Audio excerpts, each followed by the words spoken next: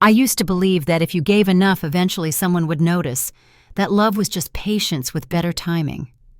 I was wrong.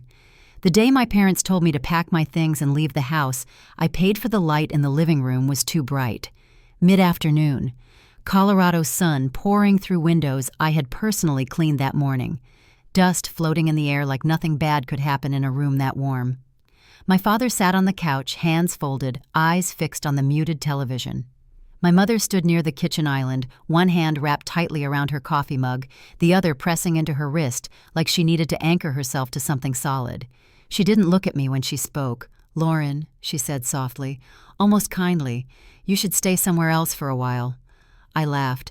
"Just once. Short, sharp." "Somewhere else," I asked. "This is my house." Her jaw tightened. That was the first sign, the moment she decided I was being difficult. Before I go any further, if you've ever had family treat you like you don't matter, like you're invisible until they need something, take a second. Like the video. Subscribe. These stories travel farther when people recognize themselves in them, and if this hits close to home, you're not alone. Now listen. My mother finally looked up. Her eyes were tired. Not guilty, just tired. "Ashley needs stability," she said. "The kids need space. You don't have children. You'll be fine." That sentence landed wrong. Cold. Final. That was the first time something inside me cracked. I bought the house 8 months earlier, a modest 3-bedroom on the edge of Fort Collins. Nothing fancy. Quiet street, maple tree out front, a porch that caught the morning sun just right. I worked remote. I didn't need much. What I wanted was peace. I invited my parents to move in because they'd spent their entire lives renting. Lease to lease, rent hikes, boxes never fully unpacked. I thought I was giving them something permanent, something earned, something safe. I didn't realize I was handing them leverage. Ashley called 2 weeks after the ink dried on the papers. Crying, divorce finalized, 2 kids, no plan, no savings, same story, different year. "Just for a little while," she said. "Until I get back on my feet." My mother's face lit up when she heard her name. That should have warned me. At first it felt like a reset. Kids laughing in the hallway, toys scattered across the rug. My father smiling more than I'd seen in years. My mother humming while she cooked. She kept saying, "This is what family looks like." But family has a way of erasing ownership. Ashley didn't ask where to put her things. She just started placing them, her shoes by the door, her coffee pods in the cabinet, her laundry in the washer when mine was still inside. One night, I came home late and found the kitchen rearranged, plates moved, spices switched, a sticky note on the fridge in my handwriting, but not mine. Moved a few things. "Hope that's okay." I stood there, keys still in my hand, listening to the dishwasher hum. That low mechanical whir. Steady, unbothered. That was the second something in me snapped. I tried to speak up once, just once. "Hey," I said carefully, keeping my voice even. "Can we talk before making changes? It's still my house." Ashley didn't even look up from her phone. "Relax," she said. "It's for the kids." My mother stepped in immediately, like she'd been waiting. "Why are you making this a problem?" she asked. "You're being sensitive." Sensitive. That word again, the family favorite. Every time I brought up utilities or groceries or the fact that I was still paying the mortgage alone, the room shifted. Chairs creaked. Eyes avoided mine. "You're keeping score," my father said once, not unkindly, just disappointed. That's not what family does. That was the third snap. Quieter, deeper. The real conversation happened on a Sunday evening. The kids were asleep. The house smelled like leftover pasta and lemon cleaner. The overhead light buzzed faintly. My mother cleared her throat. "We've been talking," she said, "and we think it would be best if you found a place closer to work, just temporarily." Temporarily. The word they use when they don't mean it. I looked at my father. He wouldn't meet my eyes. "So you want me to move out?" I said. Not loud, not angry, just exact.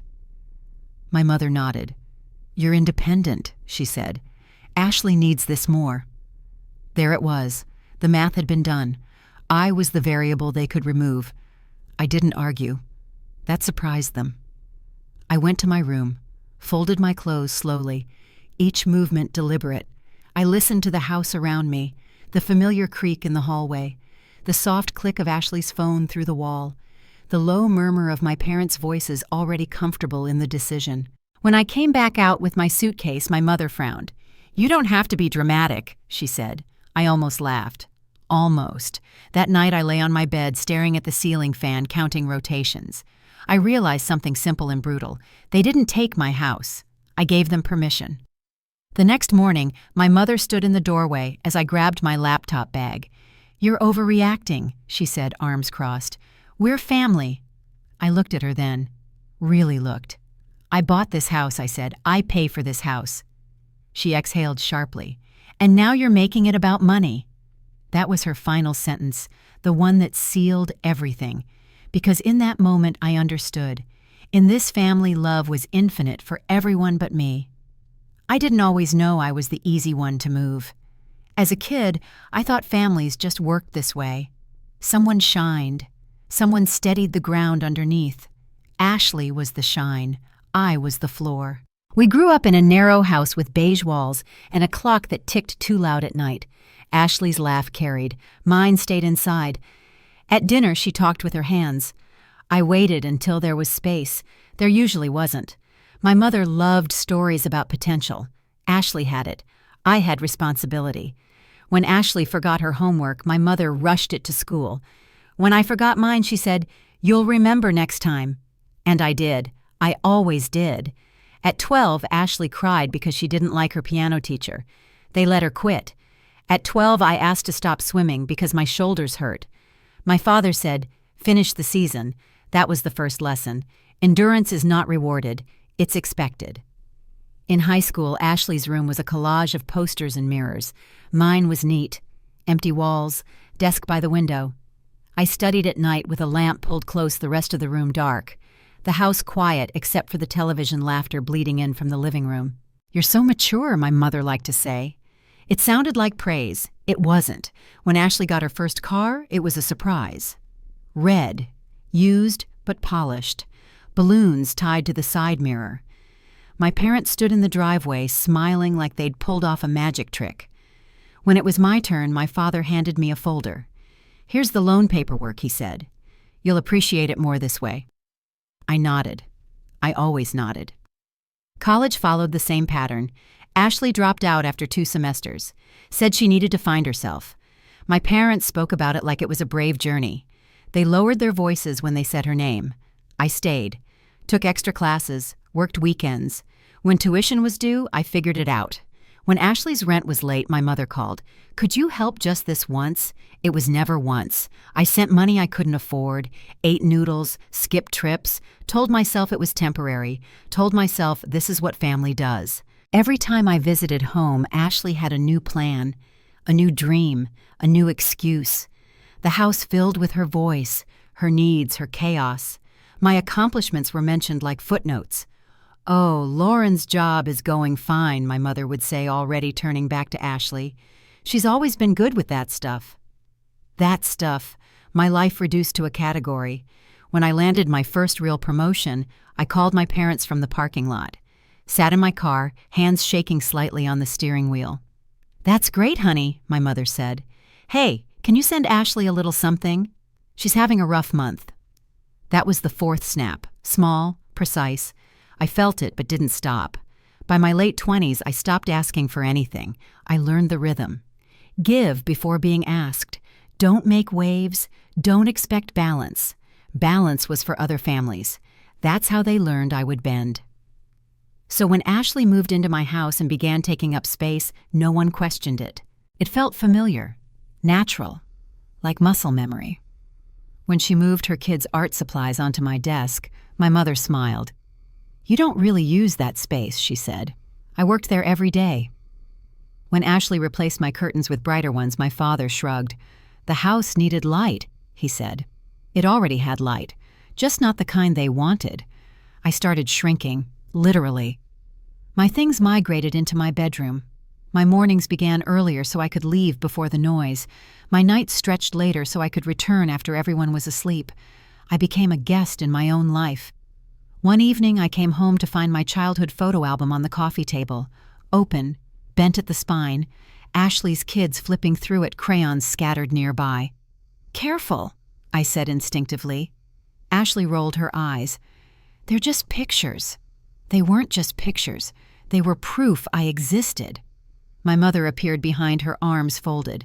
"Don't be so controlling, Lauren." Controlling. Another favorite word. That was the fifth snap, the one that stayed.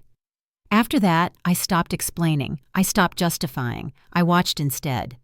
I noticed how decisions were made without me, how my name was used when convenient and ignored when inconvenient, how my parents spoke about the house as if it had always been theirs. "Maybe we'll repaint this wall," my mother said one morning, coffee in hand. I asked.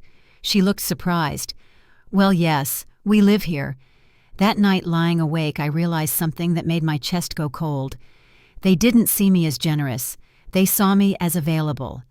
The Sunday they asked me to leave didn't come out of nowhere. It was simply the moment they stopped pretending. When my mother said, "You're independent," she meant disposable. When my father stayed silent, he meant agreement. And when Ashley didn't look up from her phone, she meant victory. I packed without a fight, because fights require someone who believes they'll be heard. As I zipped my suitcase, my phone buzzed. A text from my mother. "Don't do anything drastic. We'll talk later." Drastic. As if dignity were an overreaction. I carried my bag past the family photos lining the hallway. Ashley's graduation. Ashley's wedding. Ashley holding her first child. My images were there, too small or fewer, like afterthoughts. At the door, my mother stopped me. "You're taking this too personally," she said. I looked at her hand gripping the doorframe. The same hand that used to brush my hair back when I was small. The same hand that signed birthday cards for Ashley with hearts and glitter. "Whose house do you think this is?" I asked quietly. She hesitated, just for a second. Then she said it. "It's the family's house." That was the sixth snap. The final one. Because in that moment I understood the truth I'd spent years avoiding. If I stayed, I would disappear completely, and I was done being the floor. I told myself I would give it time. That's what people like me always say when something feels wrong but familiar. Time, space, grace, words that sound generous and cost you everything. For the first few weeks after I left, I stayed quiet. I rented a small, furnished place near downtown. White walls, cheap couch, a mattress that squeaked when I turned over. It wasn't home, but it was silent, and silence felt safer than going back to fight for air. Every morning my phone lit up with photos. Ashley's kids eating breakfast at my kitchen counter. Ashley's laundry drying on my porch railing. My mother captioning everything with hearts. Feels so good to have everyone together again. Finally, a real family home. Real.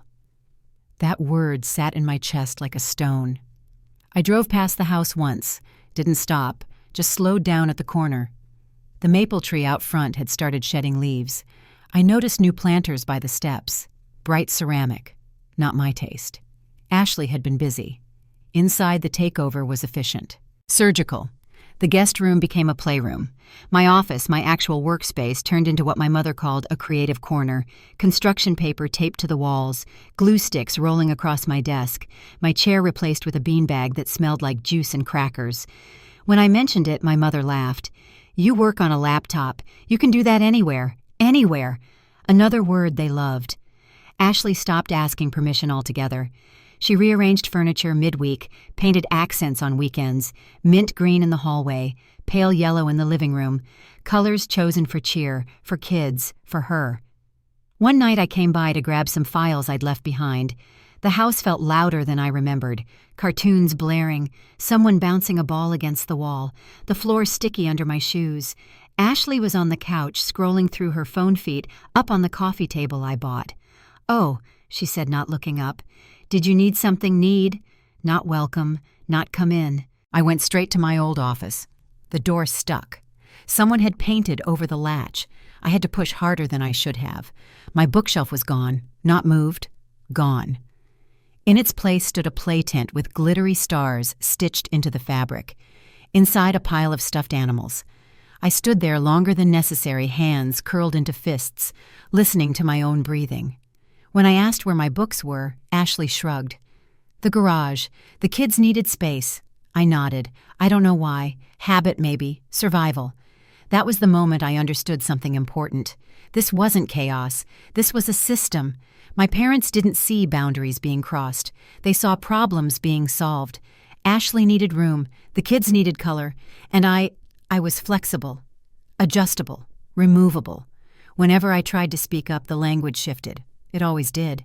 You're being tense. You're holding on to things. Why are you making this about ownership? As if that word were dirty. As if the mortgage didn't exist. As if my name wasn't the only one on the deed. The gaslighting was gentle. That made it worse. One evening we sat at the dining table. The overhead light flickered faintly. Bills spread out between us. I pointed to the numbers. Calmly. Methodically. Utilities have doubled, I said. Property taxes went up. I can't keep covering everything. My mother's smile dropped instantly. So this is about money, she said. My father cleared his throat but said nothing. Ashley stared at the table, quiet, wounded. The performance was flawless. She just went through a divorce, my mother continued. Do you have any idea how hard that is? I looked at her. I'm not asking her to leave, I said. I'm asking for help. The word help seemed to offend her. You're being selfish, she said. This house was supposed to bring us together. Together. Their favorite illusion. That night I didn't argue. I didn't cry. I went back to my temporary apartment and sat on the floor with my back against the wall, lights off, phone face down. That was when the planning started. Quiet planning. The kind that doesn't announce itself. I began documenting everything. Dates, conversations, messages, photos of changes I hadn't approved, screenshots of texts where Ashley talked about our place, and my mother referred to it as the family house. I didn't confront anyone. I watched. I noticed how quickly they adapted to my absence, how little they asked where I was, how easily the house absorbed me and moved on. When my mother finally called, it wasn't to check on me. We were thinking, she said. You should probably change your address for mail. It's getting confusing. Confusing, for whom I hung up without answering.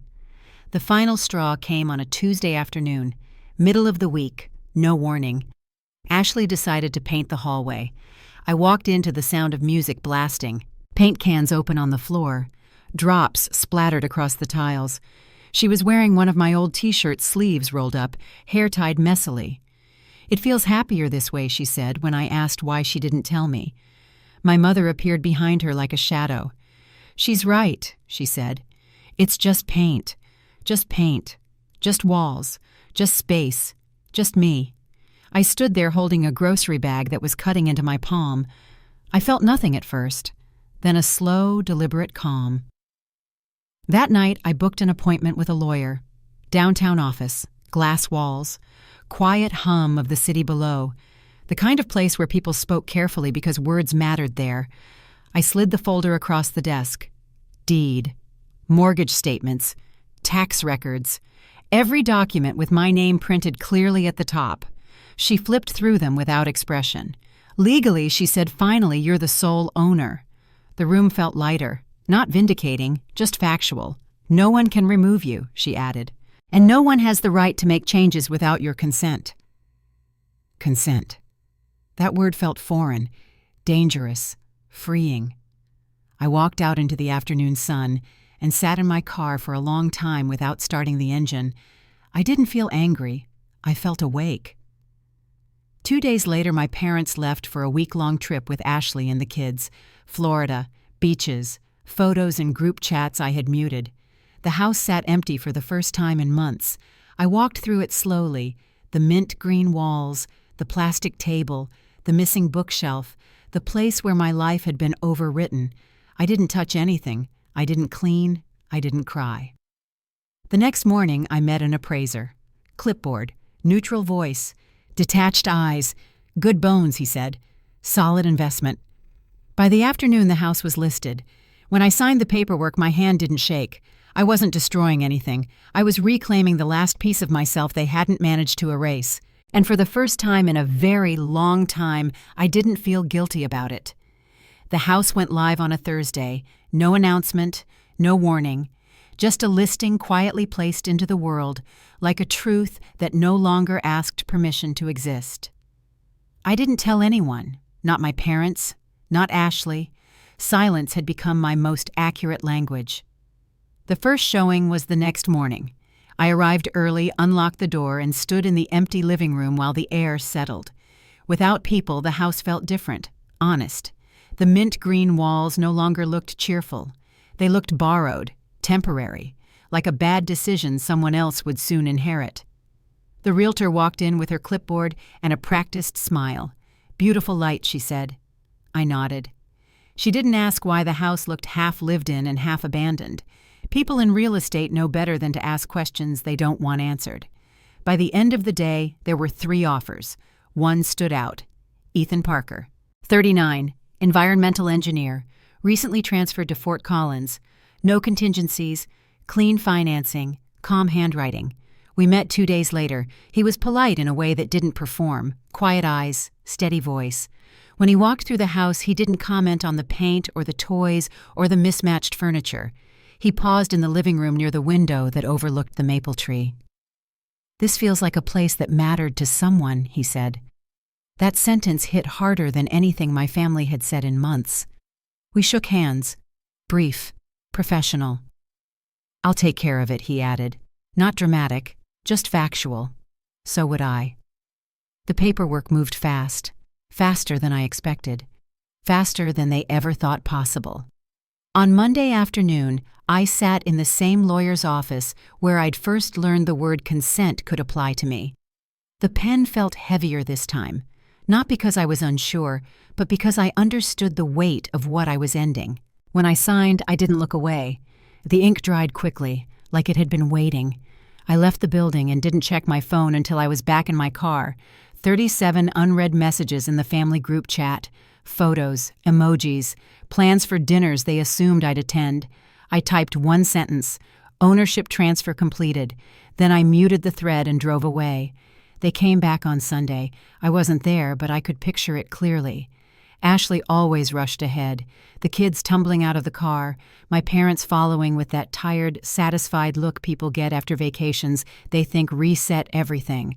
The key would slide into the lock, turn too easily, the door would open, and there he would be, Ethan standing in the kitchen, mug in hand, steam rising, the quiet confidence of someone who belongs somewhere. Ashley would speak first, she always did. "What are you doing in our house?" He would answer calmly, "I'm sorry." "Who are you?" That pause, that gap between certainty and collapse. When my father called me, his voice was already shaking. "There's a man here," he said. "He says he owns the house." I leaned back against the counter in my apartment, watched the city lights blink on outside my window. "That's because he does," I replied. The silence on the other end stretched thin. My mother's voice broke through high and sharp. "How could you do this to your sister?" she demanded. "She has children." I closed my eyes, took one slow breath. "I didn't do anything to her," I said. "I just stopped doing everything for her." Then I hung up. Ethan called me later. He was apologetic even though he had no reason to be. "They were surprised," he said carefully. I smiled despite myself. A courier delivered the letter that evening. Official, neutral. 14 days. Enough time to pack. Enough time to understand. Not enough time to pretend nothing happened. I didn't go back. I didn't watch. I didn't wait for updates. I moved into a small apartment in Denver, brick building, 2nd floor, one big window that faced west. At night, the city hummed instead of shouting. For the first few weeks, the quiet felt loud. My body kept waiting for something to drop. A phone call, an accusation, an apology that would never come. Instead, there was nothing. No messages, no invitations, no explanations. They chose silence. I let them have it. Occasionally, information reached me the way these things always do, through someone who didn't know better. Ashley was struggling. Rent was high. The kids were adjusting. My parents had moved back into a rental across town. Smaller, temporary. I nodded when I heard it. That was all. I sent birthday cards to the kids. Short notes, careful handwriting, signed simply Aunt Lauren, no return address. One night, months later, an email appeared in my inbox. Subject line, The House, from Ethan, inside a single sentence. It's blooming. Attached was a photo of the garden, the maple tree framed by late afternoon light, new plants along the walkway, clean lines, calm care. The house looked peaceful, not because it was owned, but because it was respected. I closed the laptop and sat by the window watching snow drift down over the street below. The city lights softened. The world felt manageable. I didn't feel victorious.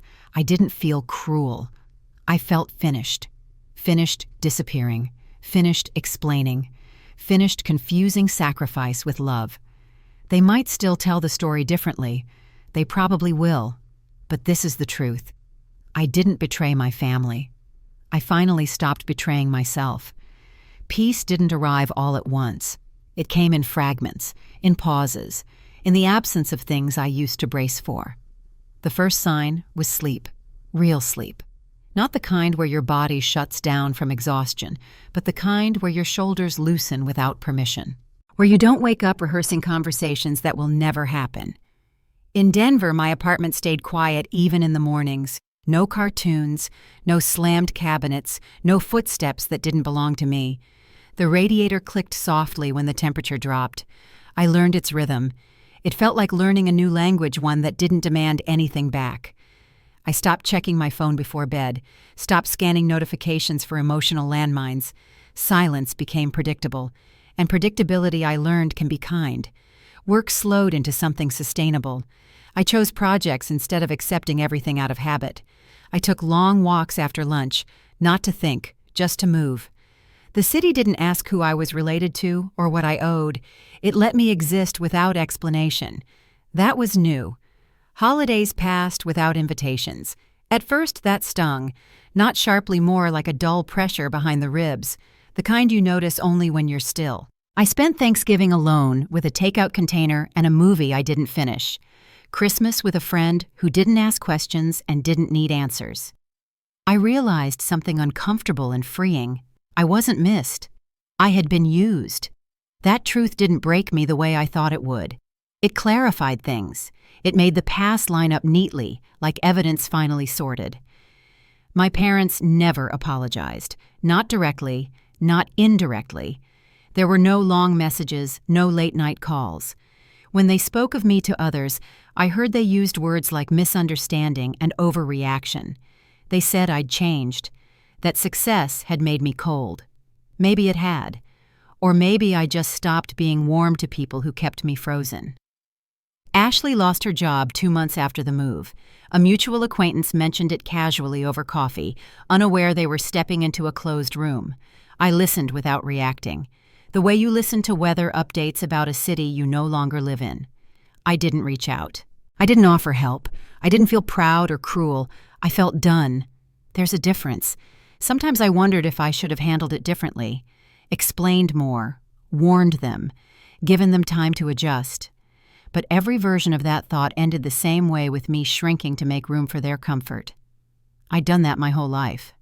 The difference now was that I noticed the instinct and let it pass. One evening in early spring, I sat on my floor with my laptop-open sketchbook beside me, window cracked just enough to let the city in. Snowmelt ran along the curb outside. Somewhere below, someone laughed. Not loudly, just enough to remind the night it wasn't alone. An email notification appeared. From Ethan. No subject this time, just a photo. The house framed in soft dusk, lights on inside, the garden full. Tulips lining the path I once walked barefoot, thinking generosity was safety. Under the image, a single line, "It's happy here." I stared at the screen longer than I needed to. I didn't feel replaced. I didn't feel regret. I felt relief. The house had never been the problem. Neither had my family, not exactly. The problem was the role I accepted without question. The dependable one, the understanding one, the one who would always adjust.